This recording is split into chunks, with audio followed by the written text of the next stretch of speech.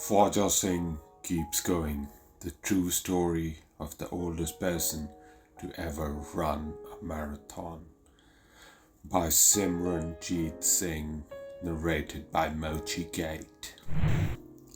It was a sweltering summer. Little Fauja Singh sat under the shade of a banyan tree in his village in Punjab, eating mangoes and watching the other children play. Fauja was smart and funny. He and his friends liked to play cards and marbles while sitting in a circle and telling jokes. But Fauja longed to join them when they ran and jumped. He longed to play hopscotch, to rescue a runaway cricket ball, or to run with a kite flying high across the sky. He wished he felt as strong as his name, which meant warrior lion. When he was very little, his parents thought that he might never walk. Month after month and year after year went by, but Fauja did not take a single step. Aunts and uncles, grandpas and grandmas shook their heads gravely and said, "It's too hard, he's too weak." But Fauja did not listen, and Fauja did not stop. Instead, every morning he would listen to his mother, who said, "You know yourself, Fauja, and you know what you are capable of. Today's a chance to do your best." Fauja practiced walking outside his family's hut each day, staying in the mud to soften every fall. He practiced and prayed for months. He could feel himself getting stronger inside out. Then, a few days after Fauja's 5th birthday, a wonderful thing happened. He took one step, and another, then another, and another, and another. Fauja Singh was finally walking. Fauja's parents were proud that their son understood what he was capable of, and that he worked hard to achieve his goals. They were thrilled Fauja could walk because they knew it would make his life easier. His parents were so happy. They shared prayers of thanks and distributed prasad to the entire village. Once Fauja began to walk, his legs needed strengthening. He practiced walking around the banyan tree every day. Some bullies thought his legs looked like sticks, and they teased Fauja by calling him Danda. But Fauja did not listen, and Fauja did not stop. Though his legs were weak, Fauja's spirit was strong. As Fauja got bigger, it was time to go to school. But the school was miles away from his small village. There were no buses. Fauja's legs could not carry him all that distance, and they couldn't bring the school to him. So while Fauja's friends went to school, he got his education on the farm, learning to plant, plow, and pick all kinds of crops. "It's too hard. He's too weak," said the neighbors. But Fauja did not listen, and Fauja did not stop. He'd walk behind the buffaloes, planting seeds and getting stronger with each step. Fauja worked and worked and worked. He walked and walked and walked. He farmed and farmed and farmed. And when Fauja turned 15, the whole village witnessed a new wonder. Fauja could walk an entire mile. Fauja progressed by leaps and bounds, and he took many big steps over the next few years. He got married, he had children, and he even got his own farm. Fauja loved life in Punjab. He loved flying kites in the open fields with his children. He loved the excitement of a close cricket match played with his friends, and he loved the joy that filled the village during the harvest festival of Vaisakhi. He taught his children how to farm, just like his father had taught him. Every morning he would tell his children, "You know yourselves and what you are capable of. Today is a chance to do your best." He cherished every step in his life's journey. As time passed, Fauja's children grew up and moved to places far away.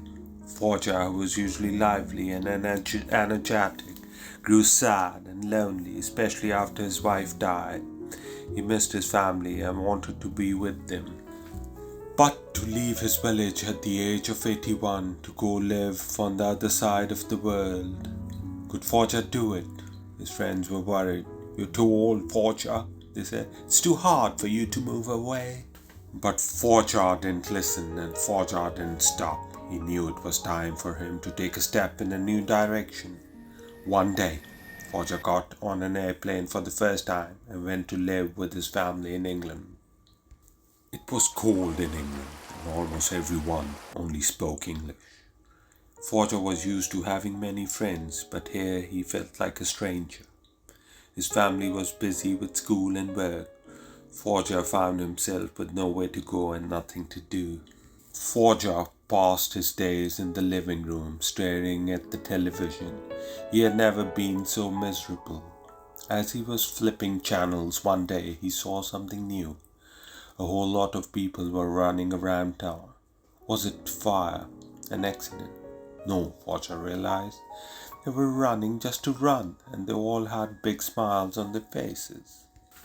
Fauja knew at once that he had to try this. He put on his shoes, then walked out of the door. He took one step, and another, then another, and another, and another.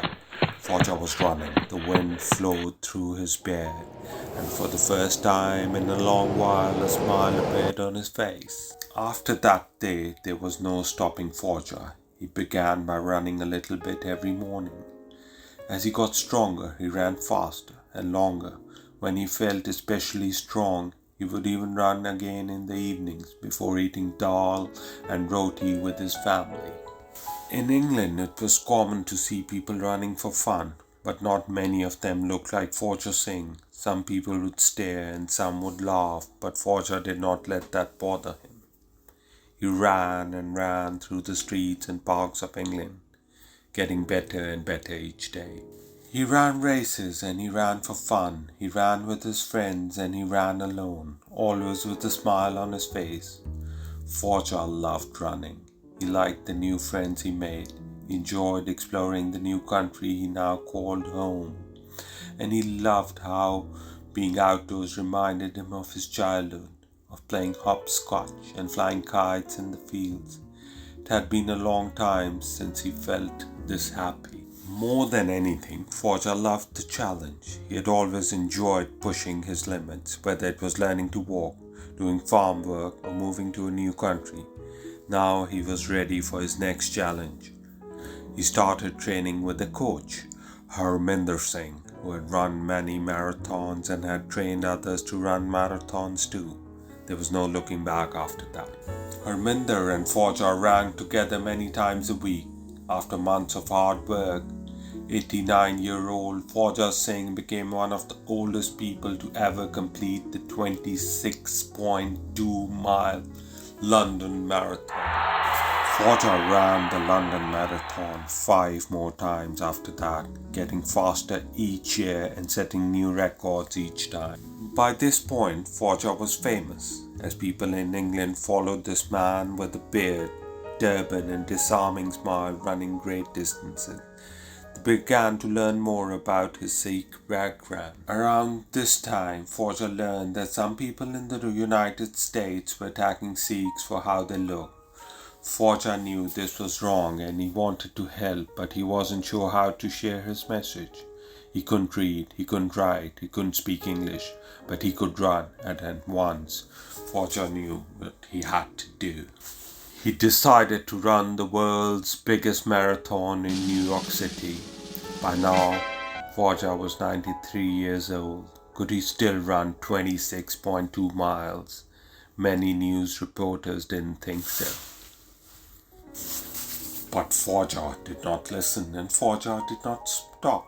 Every day he practiced with his coach. Every night he dreamed about running, and every morning he reminded himself of his mother's words. You know yourself, Fauja, and you know what you're capable of. Today's a chance to do your best. The big race finally came on a chilly November day in 2003. Fauja Singh stood at the start line. He felt ready, knowing he had prepared as well as he could. He stretched in anticipation and recited a prayer, envisioning what it would feel like to cross the finish line. Just then, someone shouted racist and hateful words at him. Other people joined in. Fauja brushed it off. He knew he had a strong spirit. He ran, one foot in front of the other, and then disaster. The tender blisters on the soles of his feet had burst, and he was in a world of pain. He kept going, limping to the finish line. He made it, but it was his slowest time ever. Fauja was so exhausted that he collapsed right after the race. Medics wanted to rush him into an ambulance and take him away to recover. But Fauja preferred to stay and recover in the company of his trainer and fellow runners. Fauja made it back to England, and for the first time in a long while he was sad.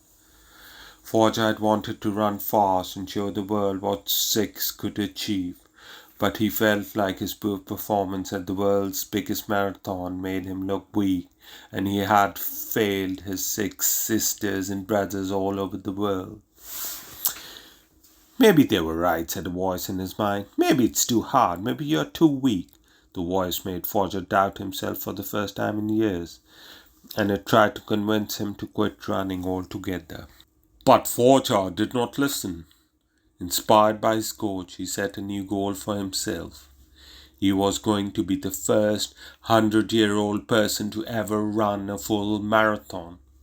Fauja ran every single day for years. He ran and ran. He practiced and practiced. He trained and trained. And when the day came, he knew he was ready. On October 16th, 2011, 100-year-old Fauja Singh lined up at the start for the Toronto Waterfront Marathon. He was so excited that it felt like an electric current was flowing through his body. He ran along the course and people joined him for a few miles at a time to show their support. He welcomed them with a smile, offering jokes to adults and high fives to children. As he ran, Fauja thought all the things people had said he would never do. They said he couldn't walk, but he did. They said he couldn't farm, but he did. They thought he was too old to run, and yet here he was, running 26.2 miles at the age of 100. Fauja had never been more sure of himself.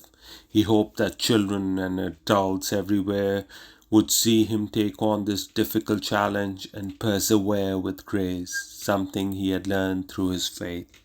It took him just over 8 hours, but he finally did it. Fauja Singh finished the Toronto Marathon and set a new world record as the oldest person to ever run a marathon.